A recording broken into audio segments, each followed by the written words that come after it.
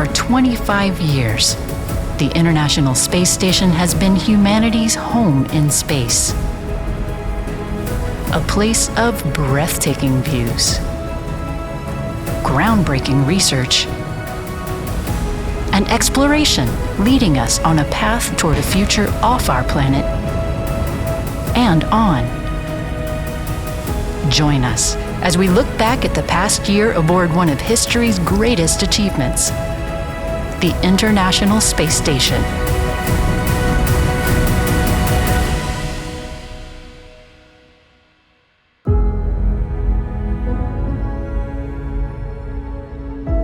From the Johnson Space Center in Houston, your host, Leah Cheshire. Welcome to Space to Ground, and welcome to our look back at some of the memorable highlights of what has been another incredible year aboard the International Space Station. To get things started, I'm joined by some of my favorite friends, Nilofer Ramji, Chelsea Bayarte, and Kayla LaFrance.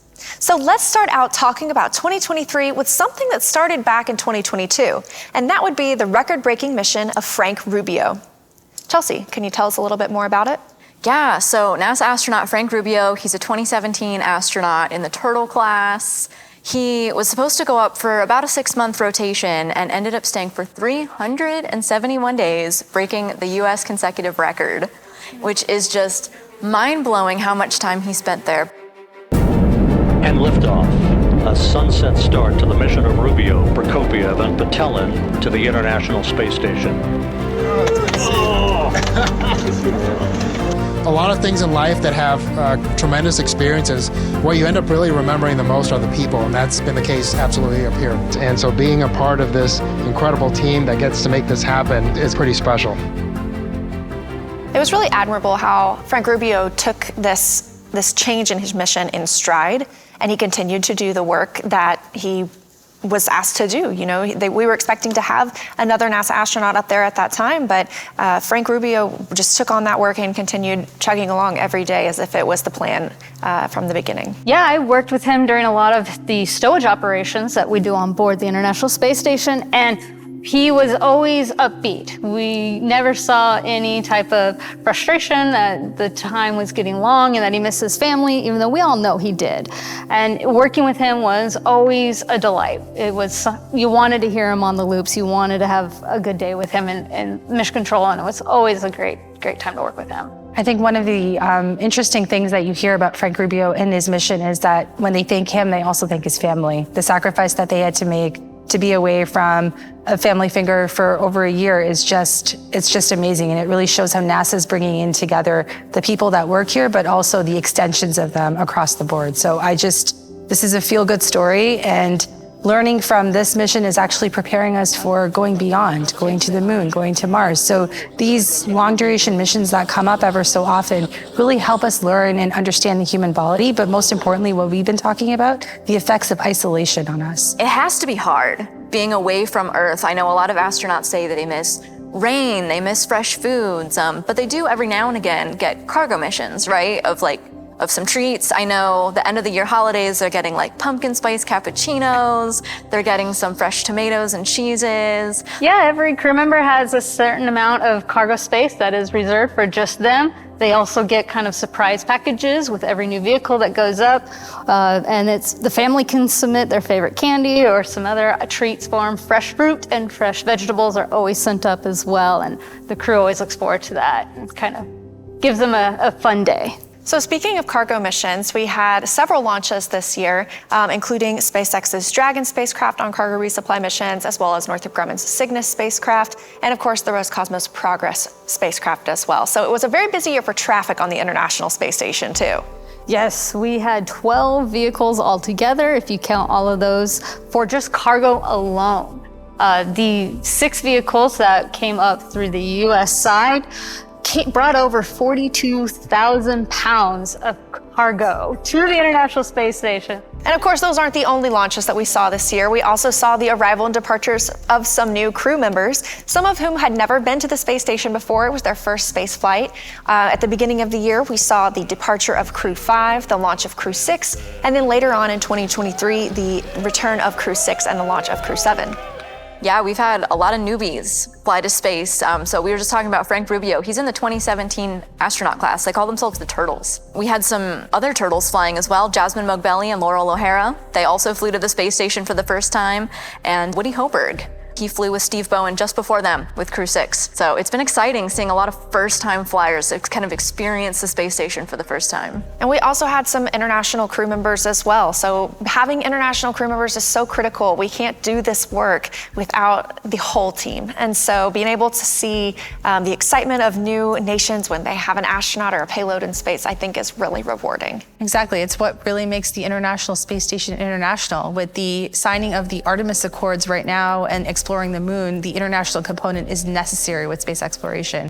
What I'm loving about this new era of space exploration is that we can see ourselves in the crews, in the activities that are taking place, and it just inspires this new generation, this Artemis generation, to do more, to go beyond, and to actually pursue a lot of STEM pathways that will help them be successful in jobs like this. So it's an incredibly exciting time to be alive. So another type of astronaut mission that we are working toward and that we've seen continued progress in this year are private astronaut missions. We've had 2 so far. The first was AX-1, Axiom Mission 1, and the second occurred earlier this year on Axiom Mission 2. Yes, so Axiom, as we all know, is a small company here based in Houston, Texas. And right now they're working with NASA to send crew up. They're just short duration missions right now. So the one that we had this year was about 8 days long. I think it was 9 days total. And we saw a familiar face on that mission with Peggy Whitson, who was a former NASA astronaut. And then she was the commander of this flight. But the really exciting thing for these missions for me is the international aspect, because we're finally seeing all these new countries being able to get involved. I think it's completely fascinating how these private industries are coming on board the space station and are conducting their own mission operations. We already have this from a science perspective with the orbiting lab and all the science and tech that we're trying to achieve through there. But the Axiom private astronaut missions that are happening and how they're bringing this new element of industry on the space station in low Earth orbit is absolutely amazing and actually helps us to accomplish some of our end goals with the commercialization of the International Space Station. I think we also definitely have to mention that we have passed the 23-year anniversary of humans living and working on the International Space Station. So for anyone under 23 years old, they have never lived a day when all humans were on the Earth. There's always been someone living aboard the space station, working, doing scientific research, maintaining the space station, and I think that that's something really worth celebrating. Yeah, I think it's really cool. And like you were saying, Oliver, these kids in this 23rd year are increasingly seeing astronauts that look more and more like them as these role models. And I know I've personally gotten to enjoy just kind of learning about these other cultures that I might not have known about. For instance, we were talking to Sultan Al Niyati of the United Arab Emirates, and we got to learn if he'll be observing Ramadan during that time. And the crew members talking about getting to try foods that may not have come in their U.S. meal kits that they get to enjoy while they're on the space station. Kayla, Chelsea, and Nilifer, thank you so much for joining me as we started our chat today. And now it's time for science.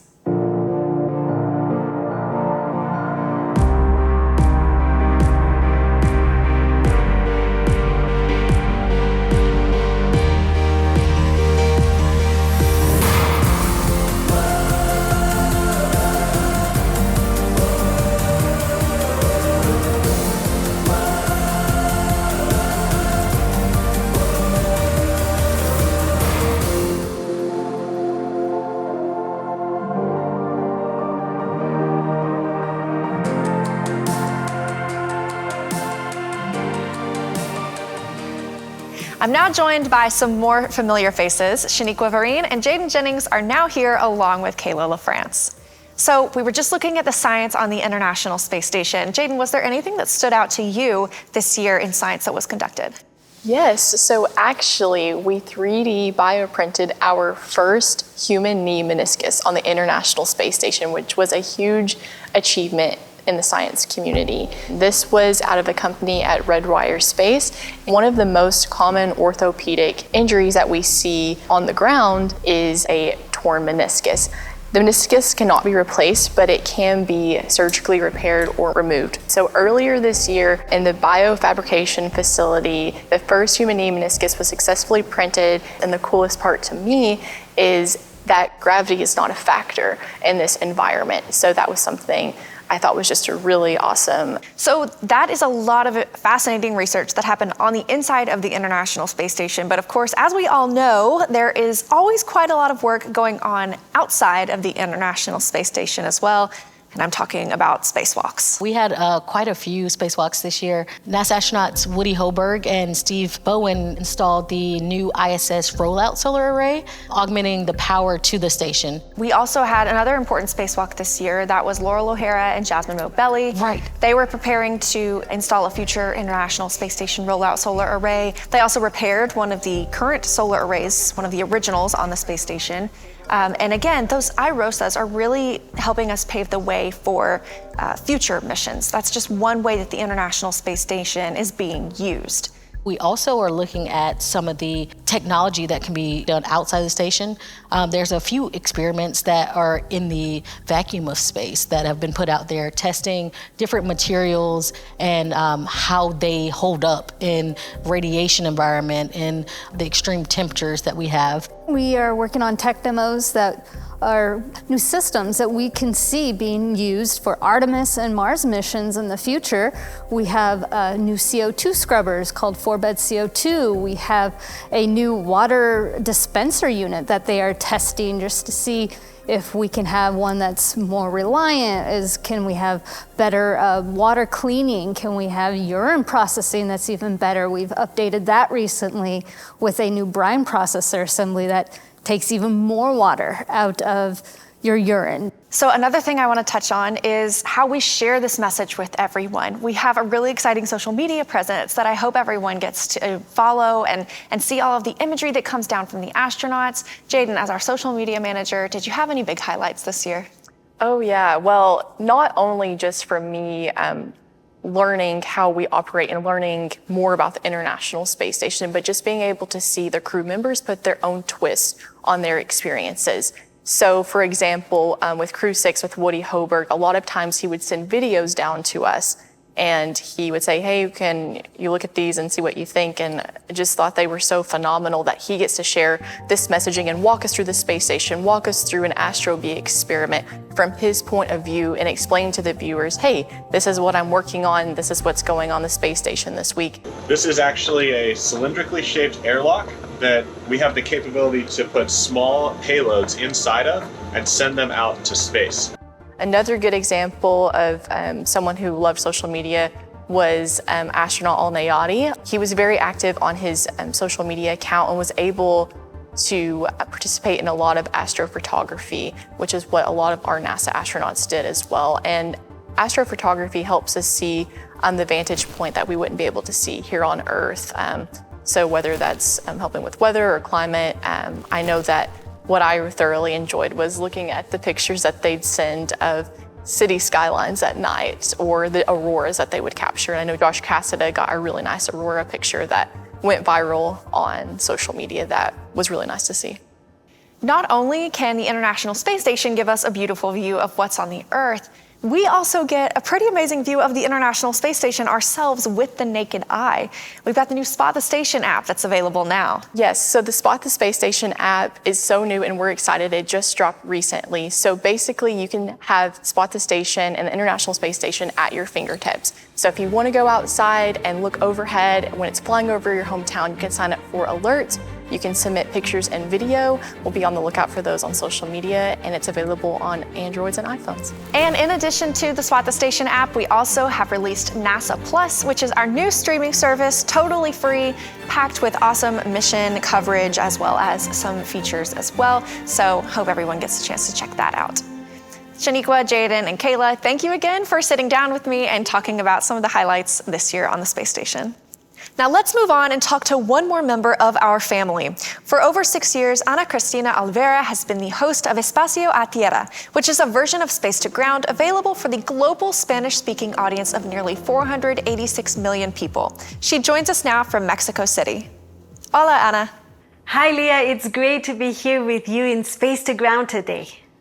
So looking back, what was the one moment or highlight that stands out to you from this year on the space station? The science aboard the International Space Station is always exciting, but important milestones are also being achieved to go further into deep space and make space more inclusive.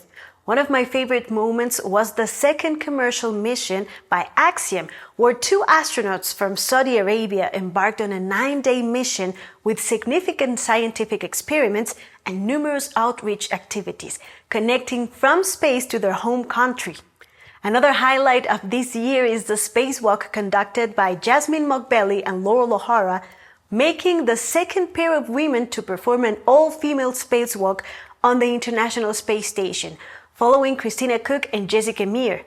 And of course, I cannot overlook the iconic flight of Frank Rubio. What were the significances of his flight to the Hispanic community? Frank Rubio has become a significant icon for the Hispanic community with his groundbreaking achievement. Following in the footsteps of predecessors such as Jose Hernandez, Ellen Ochoa, and Michael Lopez Alegría, he now paves an important path that underscores the relevance of representation. Ahora van a poder ver que es un poco más lento volar con 2 cámaras porque es un poco grande y tengo que manejar las cámaras. Through his scientific and outreach activities, where he connected in his native language, even here in Mexico and throughout the Hispanic world, and with that iconic image upon his return, where he shares the moment with Joe Acaba, chief astronaut and also Hispanic, they provide an example of the significant contribution this community continues to make to the advancement of human spaceflight. We look forward to seeing more Hispanics reach milestones like going to the moon and Mars. Ana Cristina Alvera is the host of Espio Atera. Ana, thank you so much for joining us.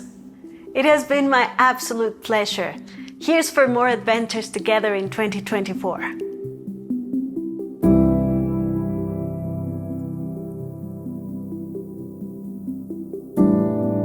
So obviously we've had a really busy, really exciting 2023, but I know there is even more to look forward to coming up next year. What are you most excited about in 2024? For 2024, I think what comes to mind for me is CFT. We'll have NASA astronauts Sunita Williams and Butch Wilmore on the Starliner going to the International Space Station. First people to go, and it makes a redundancy for us to get up to the space station. Yeah, commercial crew program in full force. Yes. Chelsea, how about you?